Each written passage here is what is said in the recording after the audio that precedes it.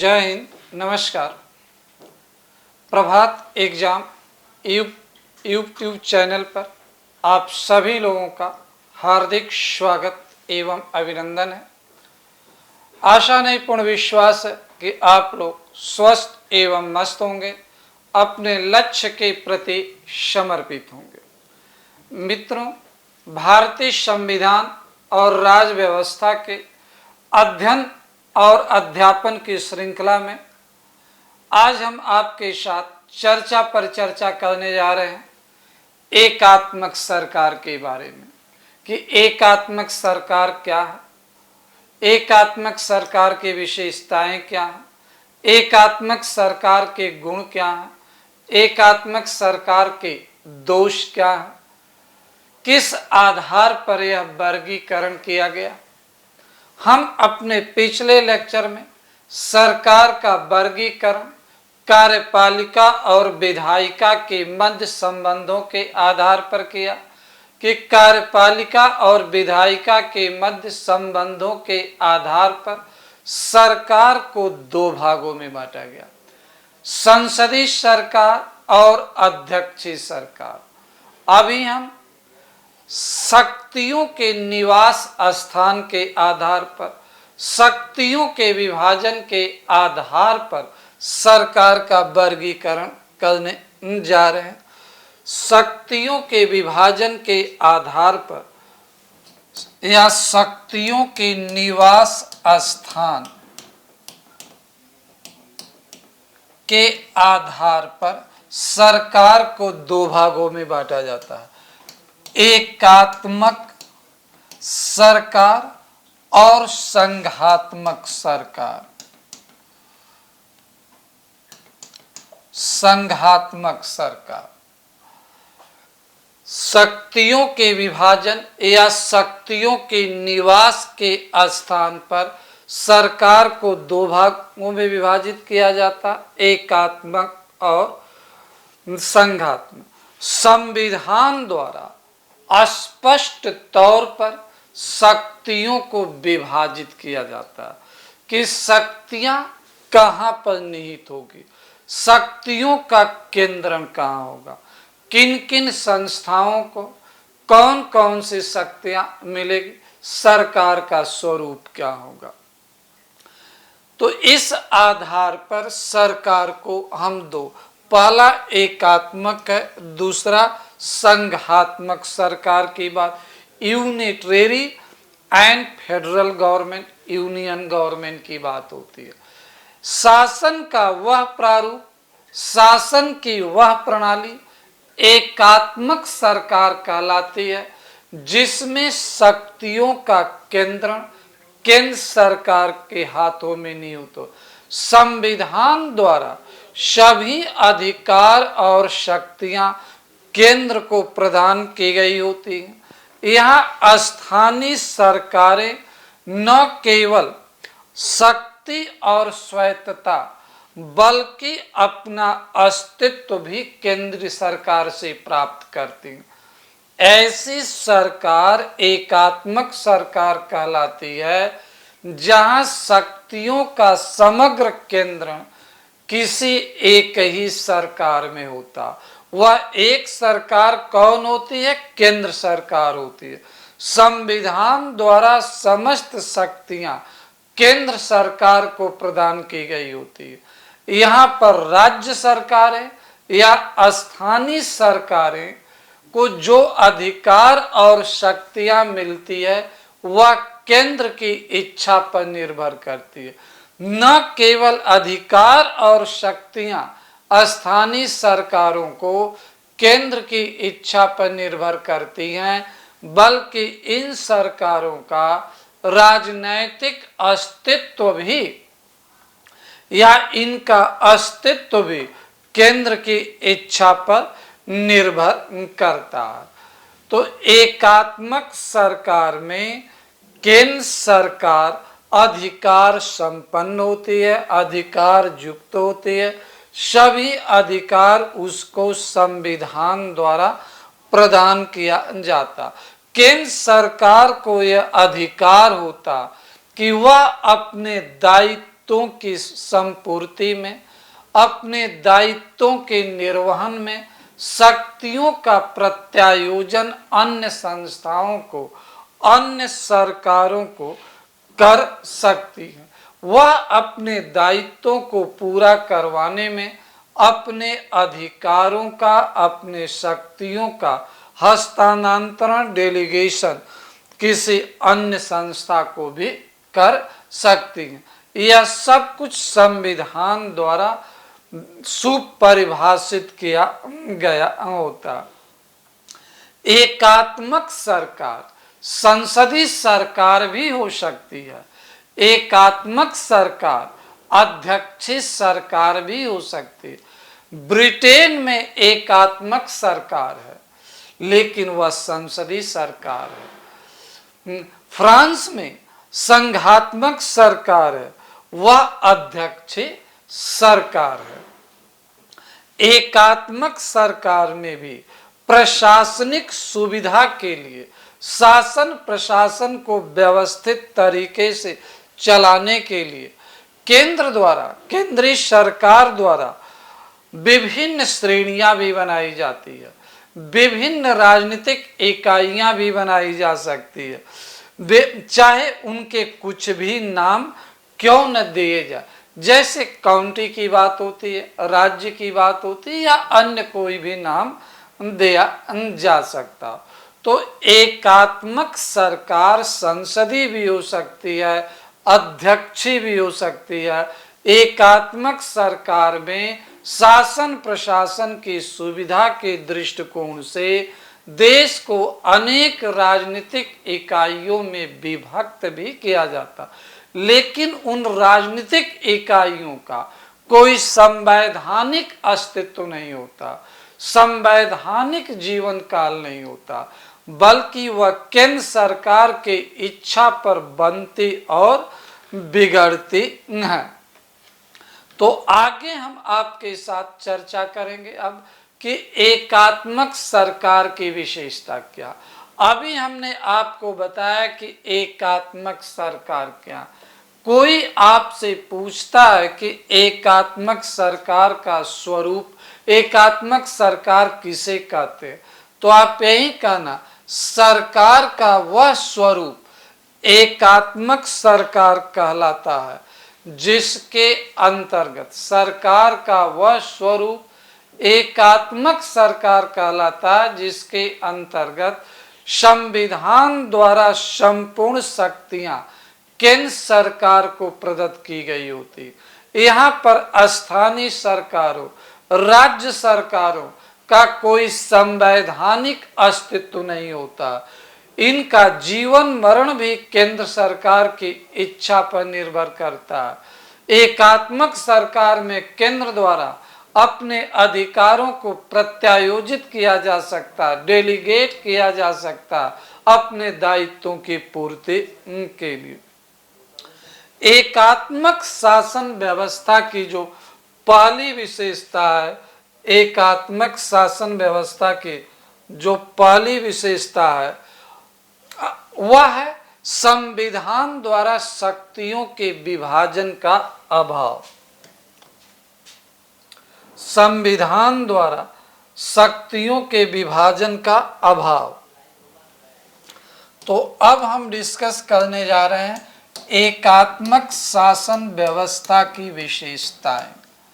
तो पहली विशेषता हमने कहा कि संविधान द्वारा शक्तियों के विभाजन या वितरण का अभाव। संविधान द्वारा शक्तियों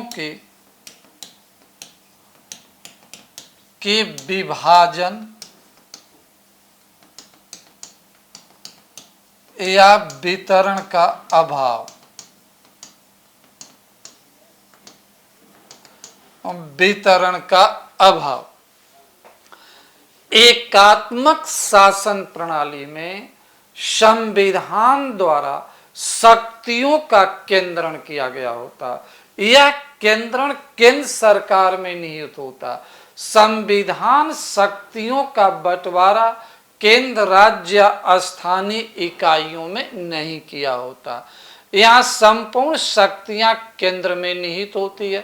केंद्र अपने दायित्वों की पूर्ति के लिए स्थानीय सरकारों को या प्रांतीय सरकारों को कुछ अधिकार प्रदान करता, कुछ शक्तियां उनको उपलब्ध कराता, जो उसकी इच्छा पर निर्भर करता है कि कब उन शक्तियों को, कब उन अधिकारों को वापस ले सकता है। तो यहाँ पर सब कुछ केंद्र होता है। तो पहली विशेषता हमने बताया कि संविधान द्वारा शक्तियों का विभाजन या वितरण का अभाव। दूसरी विशेषता कि स्थानीय सरकार केंद्र पर निर्भर होती है। एकात्मक शासन व्यवस्था में स्थानीय सरकार या प्रांतीय सरकारों का कोई अस्तित्व नहीं होता। प्रशासनिक सुविधा की दृष्टि से शासन प्रशासन को व्यवस्थित तरीके से संचालित करने के लिए केंद्र सरकार द्वारा शासन प्रशासन को व्यवस्थित तरीके से संचालित करने के लिए केंद्र सरकार जो होती है राजनीतिक आधार पर, भौगोलिक आधार पर अनेक छोटे छोटे इकाइयों का सृजन करती हैं, उनको अपने अधिकार डेलीगेट करती हैं, उन इकाइयों को अनुदान देती हैं, उन इकाइयों को दायित्व देती हैं, उनका एक स्वरूप। तो कहने का आशय कि स्थानीय सरकारें या प्रांतीय सरकारों का अस्तित्व केंद्र की इच्छा पर निर्भर होता। एकात्मक शासन व्यवस्था वाले देशों में एकल नागरिकता होती है, राष्ट्र की नागरिकता। वहां पर दोहरी नागरिकता नहीं होती है कि राष्ट्र की नागरिकता अलग हो, राज्य की नागरिकता। ब्रिटेन एकात्मक शासन व्यवस्था का देश है जहां पर एकल नागरिकता पाई जाती, एकल संविधान पाया जाता है। तो एकात्मक शासन व्यवस्था वाले देशों में एकात्मक नागरिकता होती है, एकल संविधान होता है। यह नहीं कि राष्ट्र का संविधान अलग हो, राज्य का संविधान अलग हो, ऐसा नहीं होता। पूरे देश का एक ही संविधान होता, पूरे देश की एक ही नागरिकता होती है, एकल न्यायपालिका होती है। तो कहने का अर्थ है कि एकात्मक शासन व्यवस्था में संपूर्ण गतिविधियां एक माले की तरह से पिरोई गई होती है।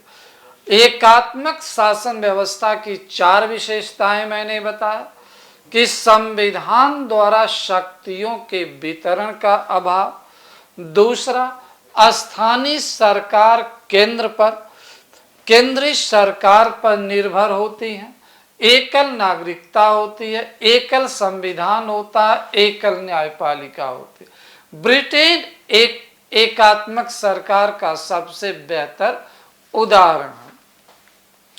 अब हम आते हैं एकात्मक शासन व्यवस्था के गुण। एकात्मक शासन व्यवस्था के गुण क्या हैं?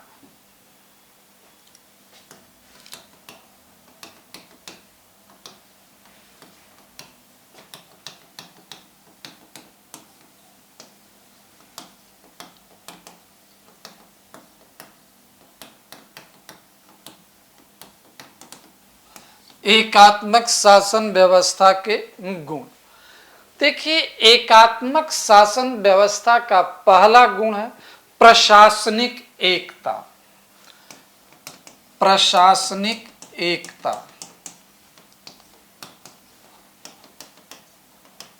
प्रशासनिक एकता।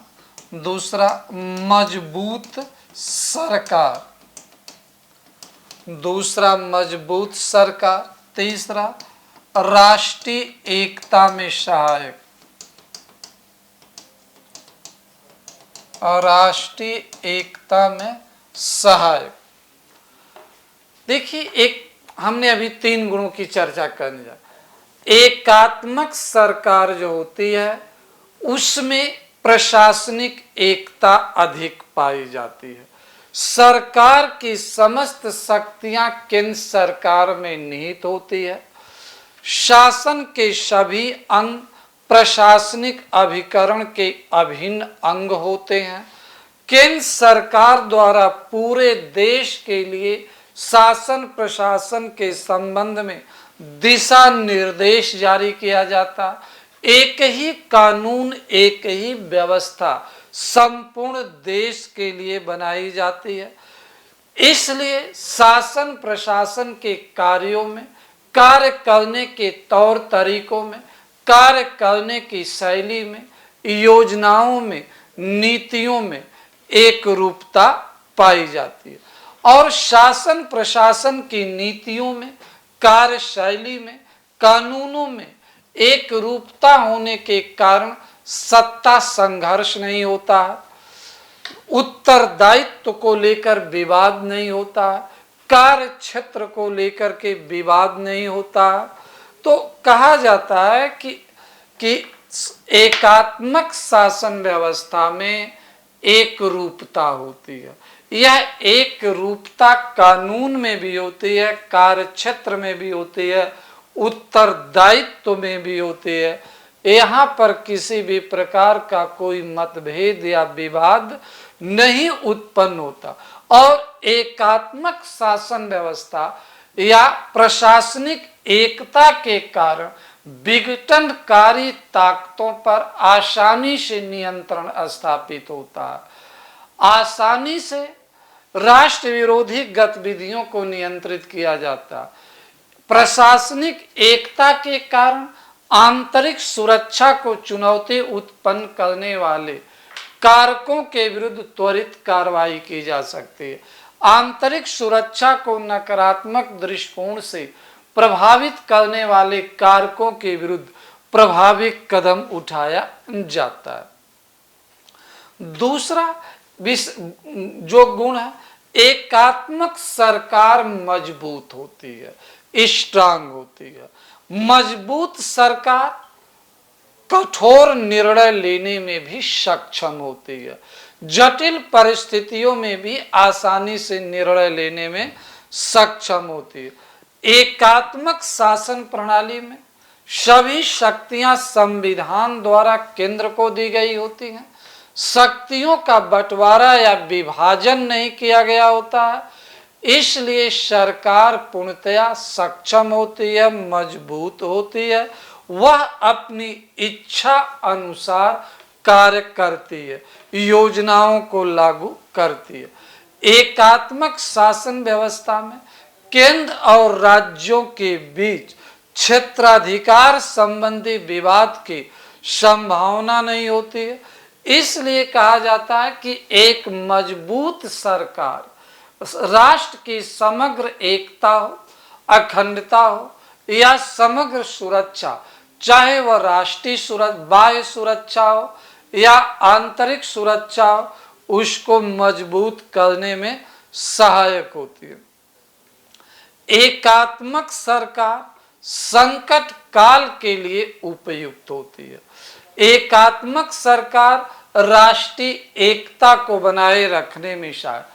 तो एकात्मक सरकार का जो तीसरा गुण है, राष्ट्रीय एकता को बनाए रखने में सहायक। एकात्मक सरकार मजबूत सरकार होती है, अधिकार संपन्न, इसलिए वह सामाजिक एकता को मजबूत करती है, सामाजिक सशक्तिकरण को सुनिश्चित करती है, समाज में विघटन पैदा करने वाले तत्वों के विरुद्ध समय समय आवश्यकता पड़ने पर कठोरतम कार्रवाई करने में भी पीछे नहीं हटती है। एकात्मक सरकार मजबूत होने के कारण, शासन प्रशासन में एक रूपता होने के कारण वह सभी प्रकार का निर्णय लेने में सक्षम होती है, जिससे हमारी राष्ट्रीय एकता मजबूत होती है। इसका चौथा गुण है, एकात्मक सरकार संकट काल के लिए उपयुक्त होती है। संकट काल में हमें त्वरित निर्णय लेना होता, हमें क्विक डिसीजन लेना होता। एक संकट काल में हमें विचार विमर्श करने की में अधिक समय को जाया नहीं करना होता। तो इसलिए कहा जाता है कि एकात्मक सरकार संकट काल के लिए अत्यंत उपयोगी है।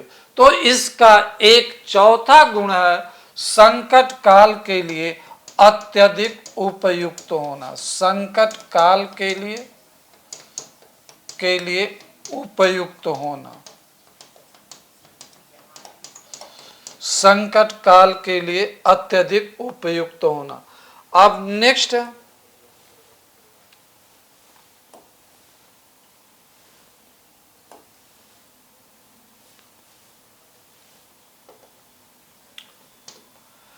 अगला गुण है कि अपेक्षाकृत छोटे देशों के लिए अधिक उपयुक्त होती है।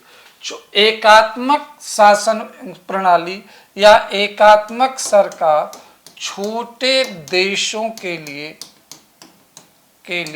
अधिक उपयुक्त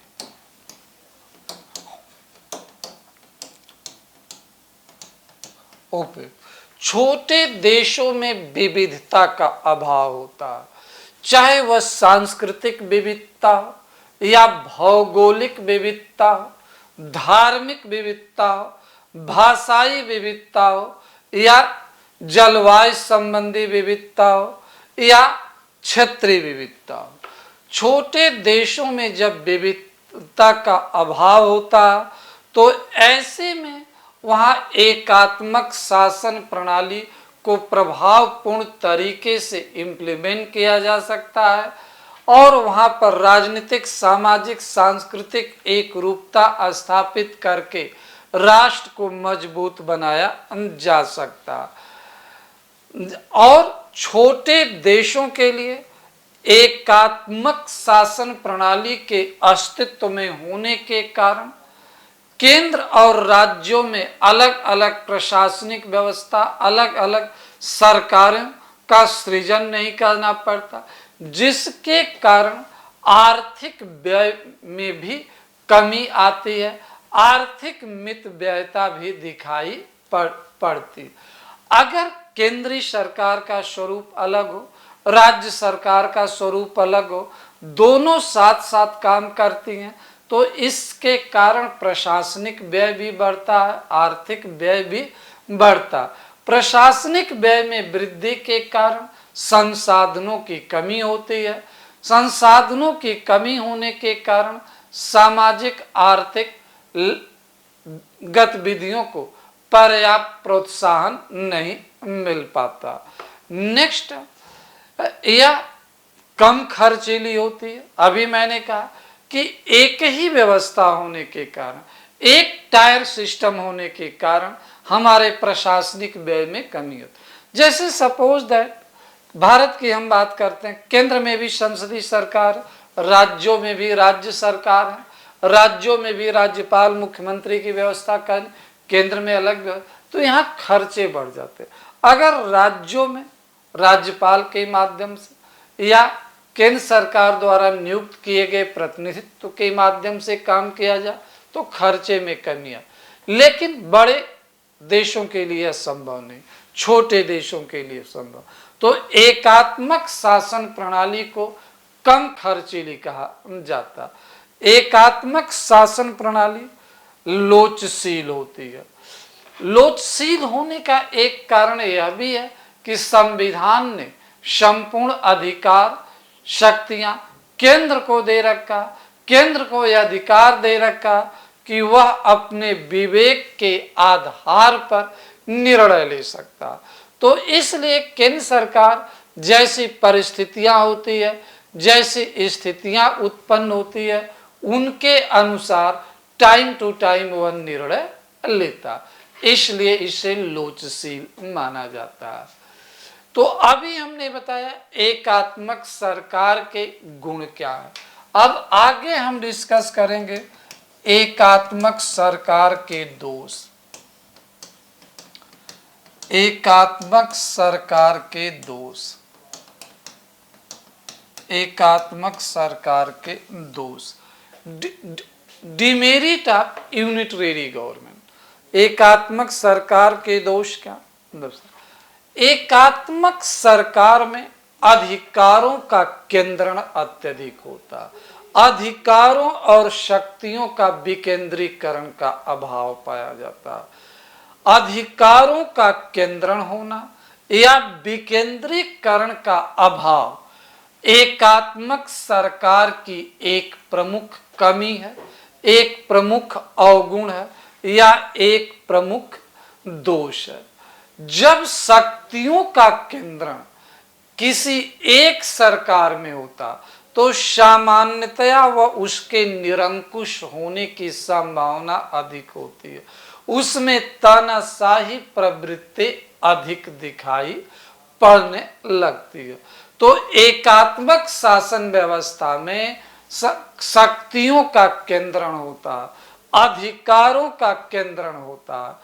इसलिए एकात्मक सरकार को के संदर्भ में कहा जाता है कि यहाँ निरंकुशता की भी संभावना अधिक होती रहती है, कि केंद्र सरकार अधिक निरंकुश होकर कार्य करती है। स्थानीय सरकारों को फलने फूलने का अवसर नहीं मिलता है। एकात्मक शासन प्रणाली में स्थानीय सरकारें बहुत आगे नहीं बढ़ पाती हैं, स्थानीय सरकारों का विकास नहीं हो पाता, स्थानीयता को मजबूती नहीं मिल पाती, स्थानीय स्वायत्तता की उपेक्षा की जाती है। केंद्र सरकार के पास सभी अधिकार होने के कारण केंद्र द्वारा पूरे देश के संदर्भ में एक समान नीतियों का सृजन किया जाता, एक समान कानून बनाया जाता, एक समान शासन प्रशासन की व्यवस्था। लेकिन चाहे कोई कितना छोटा ही देश क्यों न हो, वहां पर कुछ भौगोलिक विविधता, कुछ क्षेत्रीय विविधता, कुछ स्थानीय विविधता भी होती है।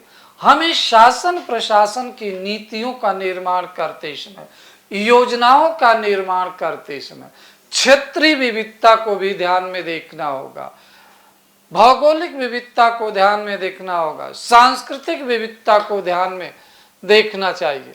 लेकिन यहाँ पर स्थानीय विविधता और स्थानीय स्वायत्तता की उपेक्षा होती है। जब हम स्थानीयता की उपेक्षा करते हैं तो धीरे धीरे इससे एक अलगाववादी प्रवृत्ति उत्पन्न होने लगती है, इससे विघटनकारी गतिविधियों को बढ़ावा मिलते। तो कहीं न कहीं इसके कारण जो होता है, हमें एक नकारात्मक रूप से हमारा सिस्टम प्रभावित होता, देश के सम्मुख चुनौतियां उत्पन्न होने लगती है। फिर यह भी कहा जाता है कि एकात्मक शासन व्यवस्था भारत जैसे विशाल देश के लिए या भौगोलिक आकार से एक बड़े देश के लिए उपयुक्त नहीं है। जिन राज्यों का, जिन देशों का आकार जितना बड़ा होगा, जनसंख्या जितनी अधिक होगी, वहाँ विविधताएं भी अधिक होगी और यह विविधताएं मल्टी डायमेंशनल होगी, सांस्कृतिक भी होगी, भौगोलिक भी होगी, क्षेत्रीय भी हो सकती, आर्थिक रूप से हो सकती। तो इन विविधताओं को ध्यान में रखते हुए हमें नीतियों का सृजन करना पड़ेगा, हमें कानून का सृजन करना पड़े, हमें परंपराओं को संरक्षण देना पड़े, हमें प्रथाओं को संरक्षण देना। लेकिन एकात्मक शासन व्यवस्था में हम यूनिफॉर्मिटी की बात करते हैं, हम एक रूपता की बात करते हैं, हम समानता की बात करते हैं। इसलिए वहां पर हम इस विभेदीकृत नीतियां, विभेदीकृत कानूनों का सृजन नहीं, जिसके कारण कहीं न कहीं अलगाववादी प्रवृत्तियां भी उत्पन्न होने लगती है, जो राष्ट्र की एकता अखंडता के लिए एक चुनौती उत्पन्न करने लगती है। तो विशाल देशों के लिए यह अनुपयुक्त होती है।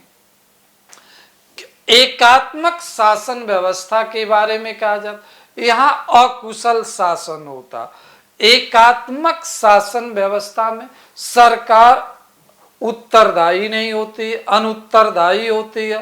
केंद्र सरकार पूरे देश के लिए जब कानून का निर्माण करती है, विभिन्न प्रकार कानून का निर्माण करती है, योजनाओं का निर्माण करती है, रणनीतियों का निर्माण करती है, तो ऐसी स्थिति में अकुशलता को बढ़ावा मिलता है।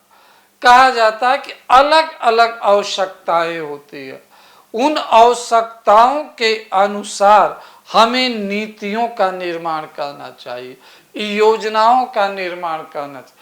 एक रूपता भी कभी कभी शासन प्रशासन के कार्यों को बाधित करती है।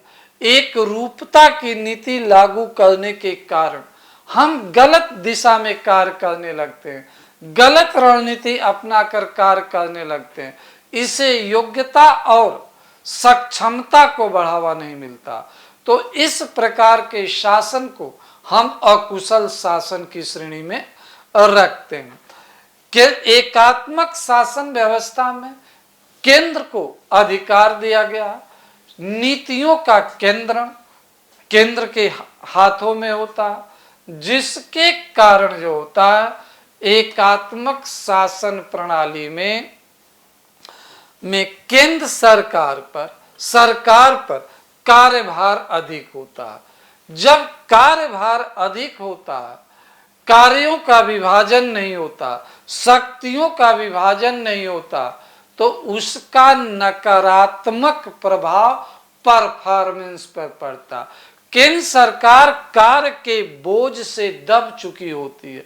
केंद्र सरकार कार्य के बोझ से जब दबी होती है तो उसका परफॉर्मेंस प्रभावित होता, उसका निष्पादन प्रभावित होता।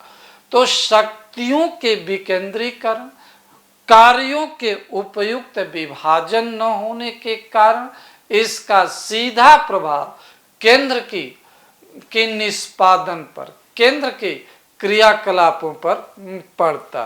क्लियर हुआ? तो यह अभी हम अवगुण की बात कर रहे हैं। फिर एक इसका अवगुण एकात्मक सरकार का यह भी है कि यह राजनीतिक शिक्षा के दृष्टिकोण से उपयुक्त नहीं है। स्थानीय सरकारें प्रभावपूर्ण तरीके से कार्य नहीं करती, प्रांतीय सरकारों का अस्तित्व नहीं होता। इसलिए कहा जाता है कि एकात्मक शासन प्रणाली में लोगों को राजनीतिक शिक्षा नहीं मिल पाती, लोग राजनीतिक दृष्टिकोण से परिपक्व नहीं हो पाते।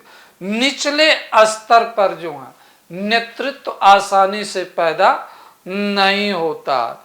इससे लोगों की सार्वजनिक कार्यों में या जनहित से जुड़े मुद्दों में रुचि कम हो जाती है। राजनीति में हम निचले स्तर से हमें सीखने की आवश्यकता होती है, नीचे से ऊपर की ओर हमें आगे बढ़ने की आवश्यकता होती है। राजनीतिक शिक्षा का विकेंद्रीकृत होना जरूरी है, लेकिन एकात्मक शासन व्यवस्था में इन सब का अभाव दिखाई पड़ता। तो एकात्मक शासन प्रणाली राजनीतिक शिक्षा के दृष्टिकोण से पूर्णतया उपयोगी नहीं मानी जाती है।